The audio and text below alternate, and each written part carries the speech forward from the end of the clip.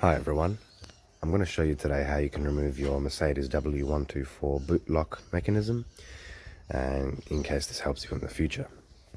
So basically what you're going to look at doing is from the back of your boot here, from the inside, there are two bolts holding this mechanism in, one on the left, one on the right. And there'll be three bolts that you'll need to remove, one on the left, one on the right, and one down the bottom. So once you've unbolted those two bolts, there's a wiring plug that you can also disconnect inside here.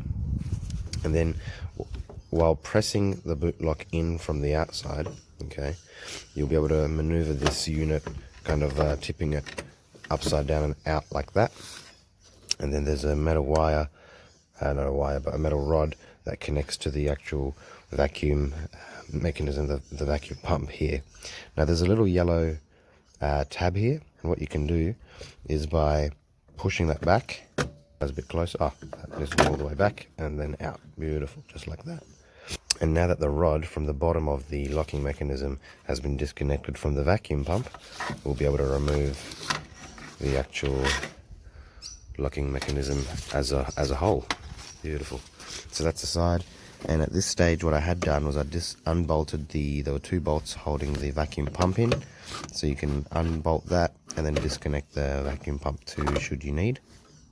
And I guess for a lot of people sometimes the boot lock gets damaged and they want to replace this, so I guess this is the video that may help in the future for removal of your old one, and then being able to refit a new one. You'd be able to just do it by reverse, popping in the rod first, getting the unit installed next, and then making sure that the rod is also connected to your vacuum pump here.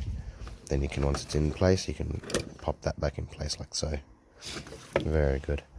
So guys, I hope that video helps. Also while you're here, just take the opportunity to check for any rust around there's a little O-ring like this, a little O-ring that sits around here, so just take the opportunity to make sure there's no rust. Like there's a little bit of surface rust here, and I guess it's a bit of a hidden area, so double check that too. But I hope that this video helps for anyone in the future. I'll see if there's any part numbers on this unit, but there are none that I can see. Okay, very, very good.